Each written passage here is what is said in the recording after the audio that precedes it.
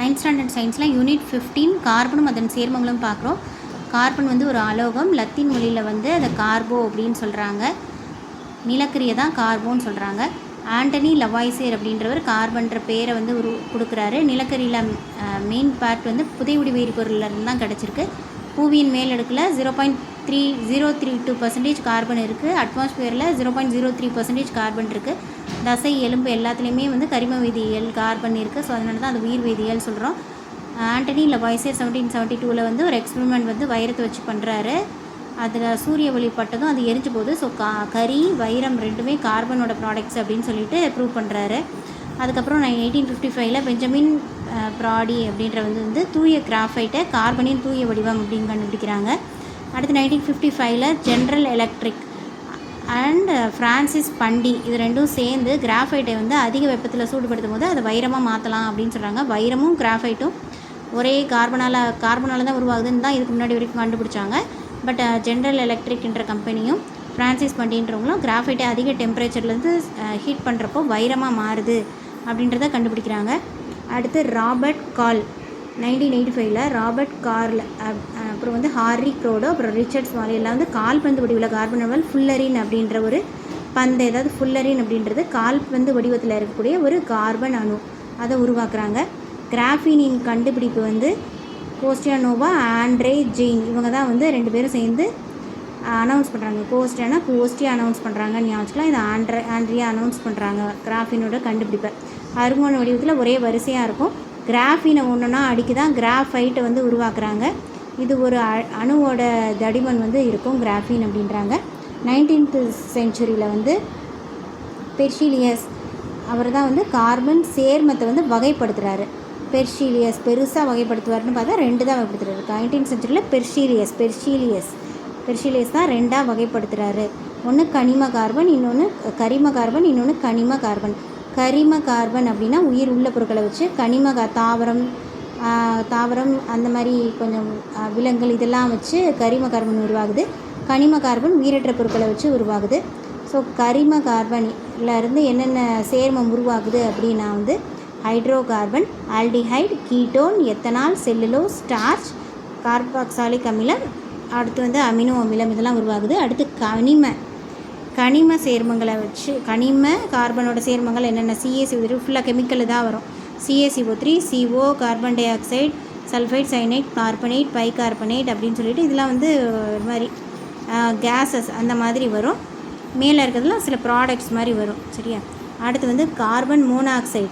இப்போ வந்து ஒவ்வொரு வாயுக்களை பற்றி பார்க்கலாம். கார்பன் மோனாக்சைடு வந்து நீர்வாயுவின் ஒரு முக்கிய பகுதி பொருள் அப்படின்னு சொல்கிறாங்க. ஒடுக்கும் காரணி. கார்பன் மோனாக்சைடு வந்து இது வந்து சில நிலக்கரியோ சில ப்ராடக்ட்ஸ்லாம் வந்து சரியாக எரியாமல் இருக்கும் போது கார்பன் மோனாக்சைடு உருவாகுது. சரியாக எரிஞ்சிட்டால் இது உருவாகாது. சரியாக எரியாமல் கார்பன் மோனாக்சைடு உருவாகுது. இது நச்சு விளைவிக்கக்கூடியது தான். நீர்வாயுவின் முக்கிய பகுதி பொருளாக இருக்குது. ஒடுக்கும் காரணியாக இருக்குது. அடுத்து கார்பன் டை ஆக்சைடு தீயணைப்பானில் பயன்படுது. அதுக்கப்புறம் வந்து தாவரங்களில் பயன்படுது இல்லையா? தாவரங்களில் வந்து கார்பன் டை ஆக்சைடு யூஸ் பண்ணிக்கிட்டு தான் அது ஆக்சிஜனை வெளியிடுது. ஸோ பழங்களை பாதுகாத்தல், ரொட்டி தயாரித்தல், அப்புறம் வந்து யூரியா, சோடா பானம், நைட்ரஜன் உரம் இது எல்லாமே வந்து தாவரம் சம்மந்தப்பட்டது தான் இது வரைக்கும். அடுத்து ஃப்ரிட்ஜில் வந்து உலர் பனிக்கட்டியாகவும் கார்பன் டை ஆக்சைடு பயன்படுது.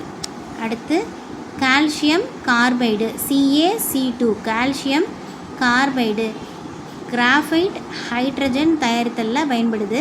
ஸோ இது வந்து கால்சியம், அதை வந்து ஞாபகம் வச்சுக்கணும். கால்சியம்னா கிட்டத்தட்ட ஒரு கல் மாதிரியா. ஸோ கால்சியம் கார்பைடில் கல் மாதிரி ஞாபகம் வச்சுக்கோங்க. கிராஃபைட் முக்கியமான பொருள். ஸோ முக்கியமான பொருள் தயாரிக்கிறதுக்கு ஒரு கல் தேவைப்படும். கிராஃபைட் ஹைட்ரஜன் தயாரிக்கலை. அப்புறம் வெல்டிங் வேலை தான் வந்து என்ன தான் வந்து ஃபயர் வச்சு பண்ணாலும் ஏதாவது கல் வச்சு அடிக்கிற மாதிரி வரும். ஸோ வெல்டிங் வேலையிலையும் கால்சியம் சல்ஃபைடு அது வந்து கால்சியம் கார்பைடு வந்து யூஸ் ஆகுது. வெல்டிங் தொழிலில் பயன்படும் அசிட்டிலின் வாயு தயாரிக்க தான் இது பயன்படுது. நம்ம வெல்டிங் மட்டும் ஞாபகம் வச்சுக்கலாம். வெல்டிங் கிராஃபைட் முக்கியமான விஷயத்துக்கு பயன்படுது. அடுத்து கார்பன் டை சல்ஃபைடு அப்படின்னா CS2 சல்ஃபைடு. இதில் சல்லுன்னு மட்டும் ஞாபகம் வச்சுக்கணும். சல்லுன்னு. ஸோ வந்து சல்லுன்னு கரைச்சிரும். எதனாலும் சல்லுன்னு கரைச்சிரும். அப்புறம் சல்லுன்னு பூச்சியெல்லாம் கொன்றும். அடுத்து வந்து ரேயான் தயாரிக்க வந்து இது ரொம்ப ஃபாஸ்ட்டாக சல்லுன்னு இருக்கிறனால தான் ரேயான் தயாரிக்கிறதுக்கு காஸ்ட்லியான ப்ராடக்ட்ஸில் அதில் தயாரிக்கலாம் இதை பயன்படுத்துகிறாங்க ஞாபகம் வச்சுக்கணும். அடுத்து CaCO3 CaCO3ன்றது படிக திண்மம். இது வந்து நீரில் கரையாது. இது வந்து அமில நீக்கியாக வந்து பயன்படுது. அடுத்தது சோடியம் பை கார்பனேட். பையை மட்டும் ஞாபகம் வச்சுக்கணும். பைனா வெள்ளை கலர் பை இருக்கும் இல்லையா? ஸோ வந்து வெண்ணிற படிக இது அது பகுதியளவு கரையும். ஸோ வந்து சோடியம் கார்பனேட் தயாரித்தல். பை வந்து எப்போவுமே வந்து காரில் ஒரு பை வச்சு தான் எடுத்துகிட்டு போவோம். கார்பனேட் இல்லையா, அது பை வச்சு தான் எடுத்துகிட்டு போவோம் ஏதாவது வாங்க வேண்டியிருக்குன்ட்டு. அப்புறம் ரொட்டி வாங்குறதுக்கு அப்புறம் அமில நீக்கியாக பயன்படுது. ரொட்டி வாங்க காரில் பை வச்சு எடுத்துகிட்டு போவோம். பைனாலே வெண்ணிறம், காரு, ரொட்டி, இது ஞாபகம் வச்சுக்கணும். அடுத்து சர்க்கரை செல்லுலோஸ் வந்து நூற்றுக்கணக்கான கார்பன் அணுக்களால் ஆனது. இது ஒரு பெரிய சங்கிலி தொடர். சர்க்கரையும் செல்லுலோஸும் நூற்றுக்கணக்கான அணுக்களால் ஆன பெரிய சங்கிலி தொடர். நெகிழி வந்து கார்பன் பெரிய மூலக்கூறு, சங்கிலி பிணைப்பு பெருசாக இருக்கும். கார்பன் வந்து நான்முக பிணைப்பு வந்து CH4. ஈத்தீன் வந்து 2 பிணைப்பு. அதே இது அல்கைன் வந்து முப்பிணைப்பு. அடுத்து மாற்றியம். கார்பன் சேர்மங்களின் சிறப்புத்தன்மையை அதோட மாற்றியம் தான் சொல்கிறாங்க. ஒரே மூலக்கூறு வாய்ப்பாடு ஆனால் வேறுபட்ட கட்டமைப்பு தான் மாற்றியம். அதுக்கு எக்ஸாம்பிள் கார்பன் வந்து படிக வடிவமாக இருக்கும்போது படிக வடிவமாக இல்லாது. படிக வடிவமாக இருக்கிறது 3. ஒன்று வந்து வைரம், இன்னொன்று கிராஃபைட், இன்னொன்று ஃபுல்லரின். படிக வடிவமற்றதுன்னா நிலக்கரி, கல்கரி, புகைக்கரி, வாயு, கார்பன் இதெல்லாம். வைரத்தை பற்றி சொல்லணுன்னா வந்து 4 சக பிணைப்பு. அதனால தான் ரொம்ப ஸ்ட்ராங்காக இருக்குது. வைரம் 4 சக பிணைப்பு, 4 முகப்பிணைப்பு, 3D, கடினமானது, வெப்பம் மின்சாரத்தை கடத்தாது. ஸோ அதனால் பெருசாக டேமேஜ் ஆகாது. வெப்பம் மின்சாரத்தை கடத்தாது, பெருசாக டேமேஜ் ஆகாது, எல்லாமே பாசிட்டிவ். அடுத்து கிராஃபைட் வந்து ஒரு பிணைப்பு கம்மி. இது 4 பிணைப்பா, இது 3 பிணைப்பு தான் சக பிணைப்பு. அருங்கோண வடிவம் வந்து உடையது. வலிமை வந்து குறைவு. ஏன்னா வாண்டர்வால்ஸ் விசையால் தான் இணைக்கப்பட்டிருக்கு. பென்சில் நிப்பி ஈஸியாக உடஞ்சிடும் இல்லையா? ஸோ வலிமை குறைவு. வெப்பம் மின்சாரத்தை கடத்தும். ஸோ அதுவும் வந்து டேமேஜ் ஆக வாய்ப்பு இருக்குது. அடுத்து ஃபுல்லரின். பக்மின்ஸ்டர் ஃபுல்லரின் அப்படின்ற அமெரிக்காவை சேர்ந்த கட்டட வடிவமைப்பாளர் தான் வந்து இதை கண்டுபிடிச்சிருக்காரு. ஸோ அவர் நேவாக தான் வந்து இதை வச்சுருக்காங்க. ஸோ வந்து இது குவிந்த மாடம் மாதிரி அமைப்போடு அது வந்து உருவாக்கியிருக்காங்க. இதில் மொத்தம் 60 கார்பன். இது ரொம்ப முக்கியம். புக் பேக் கொஸ்டினில் கூட வந்திருக்கும். ஃபுல்லரினில் எத்தனை கார்பன்? 60 கார்பன். சரியா? 5 இல்லாட்டி 6 உறுப்பு சேர்ந்து கோலக வடிவ கால்பந்து மாதிரி இருக்குது. இது வந்து பக்கிங் பந்து அப்படின்னு சொல்கிறாங்க. இதில் வந்து எவ்வளோ இருக்கலாம்? C20 C540 வரைக்கும் அந்த இதோட குடும்பங்கள், இந்த பக்கிங் பந்தோட குடும்பங்கள் வந்து 20 இது வந்து ஃபுல்லரின் அப்படின்றது 60 கார்பன். ஓகேவா? 20 to 540 வரைக்கும் கூட குடும்பச்சங்கிலி இருக்குமா. கிராஃபீன் வந்து ஒரு புதிய கண்டுபிடிப்பு. கார்பனோட வடிவத்தில் தேன்கூடு மாதிரி இருக்கும், அருங்கோண வடிவத்தில் இருக்கும். உலகின் தடிமன் குறைந்த ஒரு சேர்மம் இருக்குதுலே வந்து தடிமன் குறைந்த சேர்மம் எது அப்படின்னா கிராஃபீன். சரியா? தேனீக்கூடு போல் அருங்கோண வடிவத்தில் இருக்கும். தடிமன் குறைந்த சேர்மம், லேசான சேர்மம் உலகில். இது வந்து 1 ஸ்கொயர் ஃபீட் வெயிட் வந்து வெறும் 0.77 மில்லிகிராம் தான் இருக்குமா. 0.7 1 ஸ்கொயர் ஃபீட்டு இதோடது வந்து 0.77 மில்லிகிராம். வலிமை அதிகமான சேர்மம். இது வந்து வலிமை அதிகமான சேர்மம். வெயிட் கம்மியாக இருக்கும், தடிமன் கம்மியாக இருக்கும். பட் வந்து ஒரு அணு அளவு தான் இருக்கும். இந்த தடிமனே ஒரு அணு அளவு தான் இருக்குமா. பட் வந்து வலிமையான சேர்மத்திலே வலிமையானது இதுதான் சொல்கிறாங்க. எஃகு இரும்பை விட கூட 100 300 மடங்கு வலிமையானதாக இருக்கும். அரை வெப்பநிலையில் கூட சிறந்த வெப்ப கடத்தியாக இருக்கும். கிராஃபின் வந்து வெப்ப கடத்தி அப்படின்றாங்க. கிராஃபின் வந்து 0.335 நானோமீட்டர் கேப்பில் அடுக்கி வச்சு தான் கிராஃபைட் உருவாகுது. வாண்டர்வால்ஸ் விசை கொண்டு வலிமை குறைந்த பிணைப்பு. அடுத்து கார்பனோட பண்புகள். கார்பன் ஒரு அலோகம் பார்த்தோம். எல்லா திண்மமும் வந்து சேர்ந்து சேர்மமாக மாறும். Solid liquid. அதாவது இது வந்து கார்பன் வந்து அலோகம், அது திண்மமாக தான் இருக்கும். பட் வந்து ஒரு சேர்மமாக அது வேறு எது கூடயா சேர்ந்துச்சுன்னா சாலிடாக இருக்கும், லிக்விடாக இருக்கும், கேஸாக இருக்கும், எல்லா ஃபார்ம்லேயும் மாறிடும். ஸோ வந்து கிராஃபைட் வந்து பிளாக் கலரில் இருக்கும், ஒளி ஊடுருவாது. கிராஃபைட் நமக்கே தெரியும். வைரம் வந்து ஒளி ஊடுருவும். படிக வடிவமற்றவை வந்து குறைந்த உருகுநிலை, குறைந்த கொதிநிலை வந்து கொண்டிருக்கும். அடுத்து எத்தனாலில் வந்து கார்பன் சேர்மம் இருக்குது, கார்பன் டை ஆக்சைடில் இருக்குது. இது ரெண்டுமே நீரில் கரையும். எத்தனாலும் கரையும், கார்பன் டை ஆக்சைடும் கரையும். சில கார்பன் வந்து கரையாது. உலோகத்துடன் விதை. இப்போ டங்ஸ்டனோட கார்பன் இணைஞ்சுன்னா டங்ஸ்டன் கார்பைடு அப்படின்னு ஒன்று உருவாயிரும். அடுத்து கார்பன் சார்ந்த எரிபொருள், நானோ பொருள், நெகிழி, கார்பன் வடிப்பான், கார்பன் எக்கு, கார்பன் சயனைடு, நெகிழி இதெல்லாம் செய்கிறது பயன்படுது. ரெசின் குறியீடுகள் கொடுக்க வந்து 1988 தான் வந்து ஸ்டார்ட் பண்ணாங்க. பாதுகாப்பற்ற நெகிழிகள் எது அப்படின்னா 3 அடுத்து 6, 7 இது வந்து ஒரு ஓல்டு கொஸ்டினில் கேட்டிருக்காங்க. பாதுகாப்பான நெகிழி எது அப்படி, பாதுகாப்பற்ற நெகிழிகள்னு கேட்கலாம். பாதுகாப்பற்ற நெகிழிகள்னால் 3, 6, 7 ரெண்டாவது குறியீடு தான் வந்து பாதுகாப்பான நெகிழி அப்படிம்பாங்க. பிஎஸ் குறியீடு வந்து பிஎஸ்னால் வந்துட்டு எப்போவுமே வந்து நம்ம பொன்னியின் செல்வன் ஞாபகம் வச்சுக்கணும். அதில் நிறையா வந்து தெர்மோக்கால் வச்சு நிறைய பேக்ரவுண்டு செட்டப்லாம் போட்டிருப்பாங்க. ஸோ பிஎஸ் குறியீடு 6 தெர்மோக்கால் யூஸ் பண்ணுறது. அடுத்து பிஏ இதுதான் கடைசி இருக்குது. இதுவும் சேஃப் கிடையாது. இது வந்து ஏபிஎஸ் அப்படிம்பாங்க. அடுத்து பிவிசின்றது பாலிவினைல் குளோரைடு, பிவிசி பைப் மாதிரி ஞாபகம் வச்சுக்கோங்க. ஸோ அதில் இருக்க நெகிழிகள். அடுத்து பிவிசி, இப்போ பிவிசி பைப்பு அப்படின்னு பைப்பு எப்படி இருக்கும், கனமாக இருக்கும், உலோகத்தாலான பைப்பும் இருக்கும். ஸோ கன உலோகம் காட்மியம் கார்பியம் பிபியுடன் சேர்க்கப்படுகிறது. அடுத்து தாலேட்ஸ் வேதிச்சேர்க்கை. தாலேட்ஸ் அப்படின்றது வந்து பைப்பை யாராவது தட்டிக்கிட்டே இருந்தால் நல்லா தாளாடுற மாதிரி இருக்கும். ஆனால் வந்து நமக்கு காதே போயிடும், ஹார்மோனை வந்து அஃபெக்ட் பண்ணும். அடுத்து பிவிசி நெகிழியை வந்து எரிக்கிறதால பிவிசி பைப்பை எரிச்சா என்ன ஆகும், டயாக்சின் ஒரு கெட்ட வாயு வந்து வெளியேறும். பைப்பை எரிச்சா கெடுதல் தானே சொல்லுவாங்க, அந்த மாதிரி.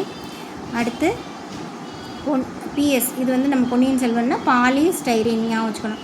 ஸ்டைரீன் இது வந்து புற்றுநோயை உருவாக்கும். இது வந்து சிதைவுறணும் அப்படின்னா வந்து அந்த கதைலாம் 100 வருஷம் 10 லட்சம் வருஷமானாலும் அந்த கதைலாம் மறையவே செய்யாது, எல்லாருக்கும் ஞாபகம் இருக்கும். அந்த மாதிரி தான் 100 to 10 லட்சம் வருஷம் ஆனாலும் இது அழிவுறாது. உணவுப்பொருள் இது வந்து உணவுப்பொருள் இல்லை பானம் வந்து அதிக ஸ்டைரைன் பொருள் வந்து வெளிவிடும். அதாவது இப்போ சூடான பொருட்களை பிளாஸ்டிக்கில் வைக்காதீங்கன்னு சொல்கிறாங்க இல்லையா. ஸோ இந்த மாதிரி பிஎஸ் ப்ராடக்ட்டில் வச்சிட்டோம்னா அந்த அதிக ஸ்டைரின் பொருளை வந்து வெளிவிடும். அது வந்து நச்சு. ஸோ அந்த படத்துக்கு வந்து அந்த ஷூட்டிங் ஸ்பாட்டுக்கு நிறைய உணவுப் பொருட்கள்லாம் கொண்டு வந்திருப்பாங்க. ஸோ வந்து பிஎஸ்சில் வச்சு கொண்டு போயிருப்பாங்க. ஸோ இதெல்லாம் கெடுதல். அடுத்து பிசி இது என்னது, பிசி வந்து பாலி கார்பனேட் நெகிழி. பிசினா பாலி கார்பனேட் நெகிழி. இது பிரியங்கா சோப்ரா அப்படின்னு ஞாபகம் வச்சுக்கிட்டாலும் சரி தான்.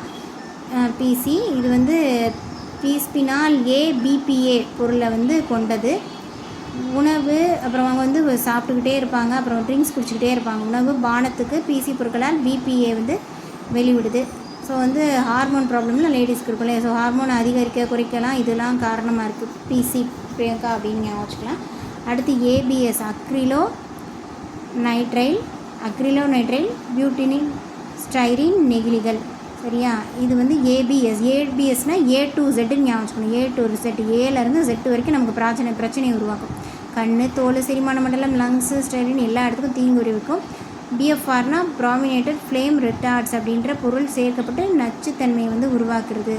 சரி. A to Z இருக்கும் போது பியும் சேர்ந்துக்குள்ள, A கூட B சேர்ந்துக்கும். ஸோ பிஎஃப்ஆர் ப்ராமினேட்டட் ஃப்ளேம் ரிட்டார்ட்ஸ் சேர்க்கப்பட்டு நச்சுத்தன்மையை உருவாக்கும்.